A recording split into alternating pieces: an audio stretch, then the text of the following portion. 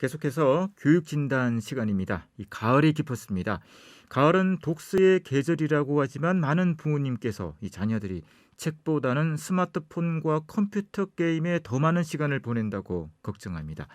오늘은 게임에 지나치게 몰두하는 자녀들을 어떻게 지도해야 하는가에 대해 알아보도록 하겠습니다. 네, 윤일현 교육문화연구소 대표 윤일현 선생님 전화로 모셨습니다. 윤 선생님 안녕하십니까? 예, 안녕하십니까? 이 컴퓨터 게임이나 가상 세계에 지나치게 몰두하는 자녀들 때문에 고민하는 가정이 참 많지 않을까라는 생각이 드는데요. 자, 실상이 어느 정도인지 궁금하고요. 또 왜 그런지도 좀 알고 싶습니다.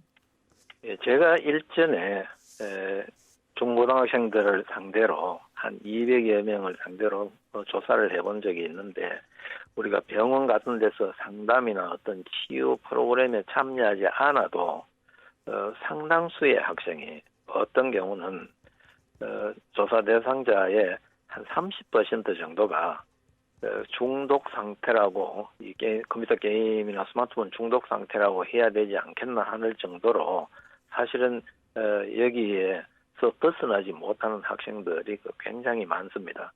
그래서 부모님들은 이 컴퓨터 때문에 심각한 위기를 느끼고, 또 이거 무엇보다 중요한 것은 컴퓨터나 스마트폰 등에 몰두하고 있을 때에는 누구의 말도 귀에 안 들리고, 또 어떤 충고나 심지어 꾸중도 소용이 없다는 겁니다. 어떤 경우는 밥은 굶어도 괜찮지만 일정 시간 컴퓨터 앞에서 시간을 보내지 않으면 견딜 수 없다는 학생이 급격히 늘어나고 있다는 데 문제가 있고요. 특히 이 코로나19 상황으로 이 집에 있는 시간이 많아지면서 이 컴퓨터 문제는 그 어느 때보다도 상당히 심각한 부모 자녀 간의 갈등을 유발하는 경우도 많습니다. 그래서 우리는 이 부분에 대해서 좀 체계적으로, 또 전문가와 학교 선생님, 여러 기관이 부모님들과 함께 대처하는 이런 기구 같은 것도 지금 만들어야 한다고 보는데요. 지금 대체로 학생들에게 문제가 되는 것은 이 코로나19 상태로 특히 어디 딱 집거에서 꼼짝도 하기 싫은 학생이 많습니다. 네. 제가 전에도 한번 말씀을 드렸는데, 어떤 학생이 와서 상담을 하는데 학교를 그만두겠다고 했어요. 그래서 왜 학교를 그만두려고 하느냐 하니까 귀찮아서 학교에 가기 싫다. 실제로 있었던 이야기입니다. 또 그래서 자네가 가장 좋아하는 것은 뭐냐 이렇게 물으니까, 밤에는 컴퓨터 게임하고 잠들기 전, 그리고 잠에서 깼을 때는 누워서 스마트폰 보는 게 가장 좋대요.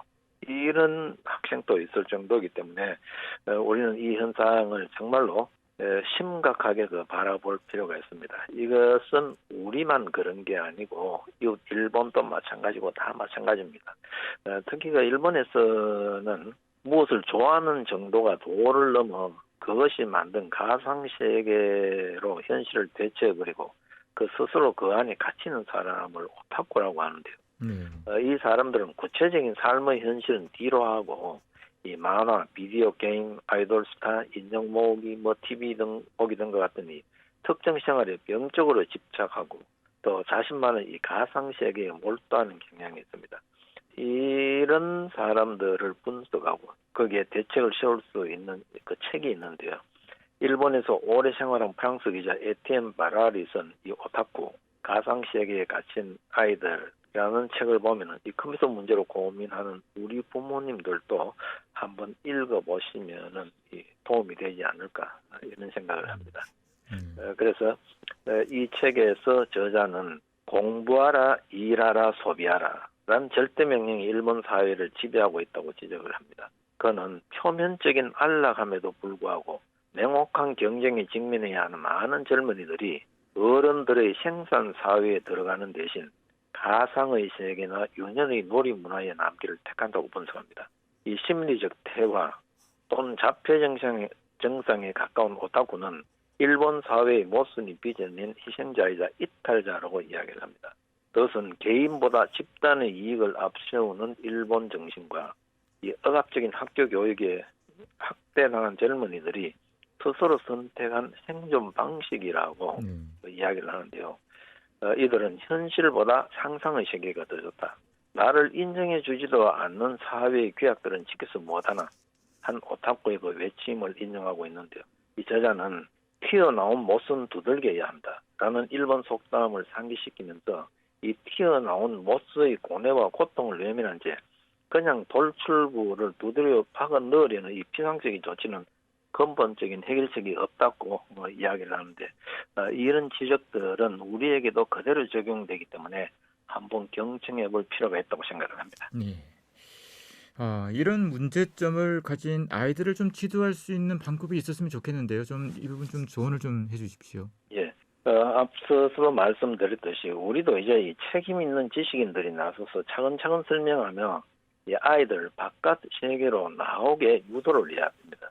인류 역사에서 이 디지털 세계가 새롭게 솟아오른 빙산이라면 그 빙산을 받치고 있는 밑둥치는 아날로그적인 것들이라는 사실을 우리가 새롭게 인식할 필요가 있습니다.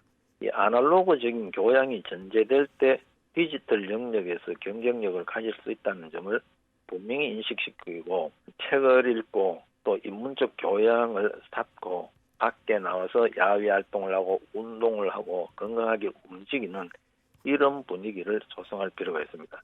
이 컴퓨터 때문에 무조건 화를 내거나 충분한 설명 없이 컴퓨터를 금지시키는 이런 것은 별로 도움이 되지 않습니다.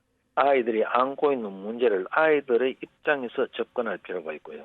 무조건적인 억압과 맹목적인 강요로 이 튀어나온 못을 임시방편으로 박아 넣으려고만 한다면 아이들은 더욱 말문을 닫고 자기만의 이 폐쇄된 공간으로 들어갈 가능성이 굉장히 높습니다. 그래서 이 경우에도 어른이 먼저 가슴을 열어야 아이도 마음을 열 수 있다는 걸 한번 생각해 보면 좋겠습니다. 네. 자, 그래서 왜 책을 읽어야 하는지 좀 이런 부분들을 청소년들에게 이해를 시켜야 되는데요. 이 부분을 좀 말씀해 주시죠. 예, 많은 학자들이 이 영상 매체에 길들여지면 상상력이 고갈되고 창의력이 급격히 저하된다고 말합니다. 이제 우리 사회는 이 영상 매체가 활자 매체를 압도하는 정도가 너무 지나쳐서 그 역기능을 더 이상 방치할 수 없는 지경에 이르렀다고 볼 수 있는데요. 자, 그러면 도대체 어떻게 해야 되는가? 결국은 방금 말씀하신 대로 책을 읽어야 됩니다.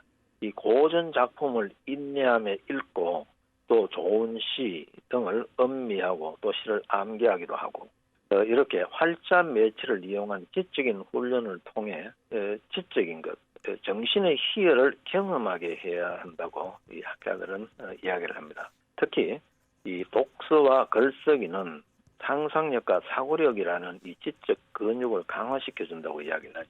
또 읽고 난 뒤에 기록하는 습관, 한 편의 완결된 글을 써본 사람은 글을 쓴 행위가 왜 이 뼈를 깎는 아픔이고 그 고통 끝에 나온 작품이 왜 무엇과도 바꿀 수 없는 성취감을 주는지를 알게 되는 거죠.